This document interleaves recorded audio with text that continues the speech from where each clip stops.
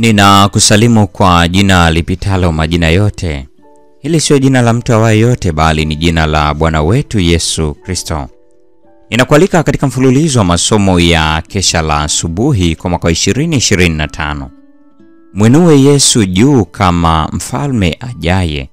Hii ni mada kuu katika mwezi Disemba. Na leo ni Disemba 27. Tunapoiangazia mada ndogo isemayo kufaa kwa uhamisho. Mada hii imejengeka katika kitabu cha Yohana wa kwanza sura ile ya 5 aya ya 4. Neno la Mungu linasema, kwa maana kila kitu kilichozaliwa na Mungu huushinda ulimwengu, na huko ndiko kushinda kuushindako ulimwengu, hiyo imani yenu. Tuombe. Mtakatifu Baba yetu na Mungu wetu ishiye mahali pasiri juu mbinguni, jina lako litukuzwe sana. Asante kwa sababu ya uzima, asante kwa sababu ya afya njema. Ninakushukuru kwa sababu ya namna ambavyo umekuwa pamoja nasi kila wakati. Umetulinda, umetutunza, umetubariki, na zaidi sana tunaomba ututakase. Siku hii ya leo tunajikabidhi mikononi mwako, ikiwa ni sabato yako takatifu. Tembea nasi, ukatulinde na kuturehemu. Tupatie ibada iliyo njema, ukatuongoze katika kulifahamu jina lako. Wagonjwa uwaponye, wahitaji ukawatembelee katika mahitaji yao. Kila mmoja sawasawa na imani yake ukamtendee, na anapoomba ukasikie. Dumu kuwa pamoja nasi siku ya leo, sasa na hata milele. Amina. Mungu anawaongoza watu wake hatua kwa hatua. Anawapitisha katika nyakati za vipimo tofauti tofauti ili kudhihirisha kile kilichomo ndani ya mioyo yao. Baadhi hustahimili katika hatua moja, lakini huanguka katika hatua inayofuata. Katika kila hatua moyo hujaribiwa na kupimwa kwa ukaribu zaidi. Ikiwa mioyo ya wale wanaoitwa watu wa Mungu itapingana na kazi hii njema, inapaswa kuwashawishi kuwa wanayo kazi ya kufanya ili waweze kushinda, ili wasitapikwe kutoka kinywani mwa Bwana. Malaika alisema, Mungu ataleta kazi yake karibu zaidi na zaidi ili kumjaribu na kumhakiki kila mmoja wa watu wake. Wengine wako tayari kupokea katika hatua moja, lakini pale Mungu anapowapitisha katika hatua nyingine ya kupimwa, wananywea na kurudi nyuma, kwa sababu waligundua kwamba inagonga moja kwa moja katika vitu vyao wanavyovipenda. Hapa wana nafasi ya kuona ni nini kilichomo mioyoni mwao kinachomfungia Yesu nje.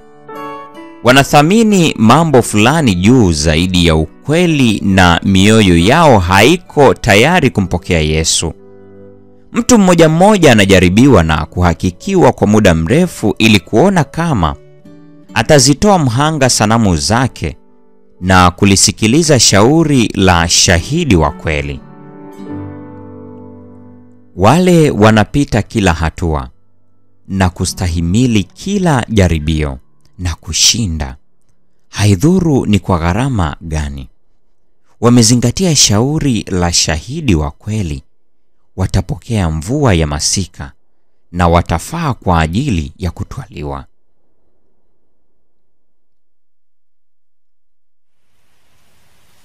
Mungu anawahakiki watu wake ulimwenguni. Hapa ni mahali pa kufanywa tufae kusimama katika uwepo wake. Hapa katika ulimwengu huu, katika nyakati hizi za mwisho, kila mtu ataonesha ni nguvu gani iliyoathiri moyo wake na inayotawala matendo yake. Ikiwa ni nguvu ya kweli wa Mungu, itamuongoza katika kutenda mema. Itamuongoza aliyeipokea na kumfanya kuwa na moyo mwema na mkarimu, kama alivyo Bwana wake mtakatifu. Lakini ikiwa malaika waovu wanamtawala moyoni, itaonekana katika namna tofauti tofauti. Matunda yake yatakuwa ni ubinafsi, tamaa, majivuno na hisia ovu. Moyo ni mdanganyifu kuliko vitu vyote na muovu kabisa. Wakristo wa jina hawako tayari kujichunguza kwa makini ili kutambua ikiwa wako ndani ya imani. na jambo la kuogofya ni kwamba wengi hujifunza katika tumaini la uongo. Wanaonekana kuhisi kwamba utangazaji wa ukweli utawaokoa. Pale wanapozitiisha dhambi zile ambazo Mungu anazichukia, Yesu atakuja ndani yao na kula pamoja nao, nao pamoja naye. Kisha watapata nguvu ya Mungu kutoka kwa Yesu na kukua katika yeye, na waweze kwa ushindi mtakatifu kusema, lakini Mungu na ashukuriwe atupaye kushinda kwa Bwana wetu Yesu Kristo. Testimonies for the Church, gombo la kwanza, ukurasa wa 187 na 188. Malaika wa tatu anawaongoza jamii ya watu hatua kwa hatua, zaidi na zaidi, katika kila hatua ya jaribu watakalo lipitia. Testimonies for the Church, gombo la kwanza, ukurasa wa 190. Mpendwa mfuatiliaji wa mfululizo wa masomo haya ya Kesha la Asubuhi, leo ni Disemba 27, mada ikisema kufaa kwa uhamisho. Na kwa nukta hiyo ndio tunakuwa tumefikia tamati ya tafakari ya mada hii siku ya leo. Neema ya Bwana wetu Yesu Kristo, pendo la Mungu na ushirika wa Roho Mtakatifu dumu kwa pamoja nasi sasa na hata milele. Amina. Katika mwamba imara, moyo katika mawimbi na shinda, katika huzuni kwako nitashinda. mwamba imara tajificha kwako, ndani yako mwamba imara tajificha kwako.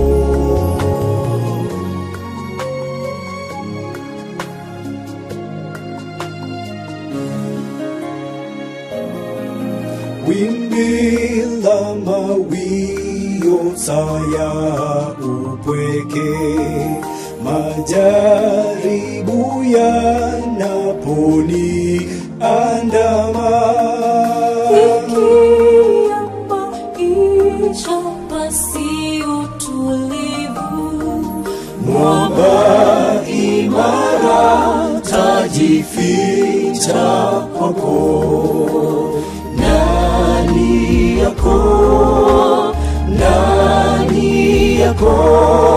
mwamba imara tajificha kwako, ndani yako mwamba imara tajificha kwako.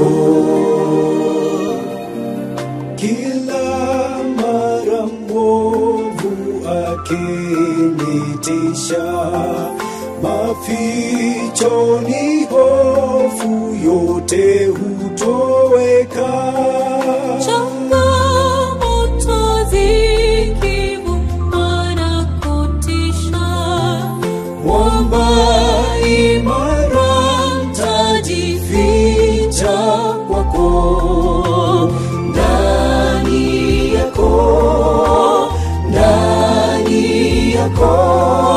mwamba imara tajificha kwako, ndani yako mwamba imara tajificha kwako, ndani yako mwamba imara tajificha kwako, ndani yako mwamba imara tajificha kwako.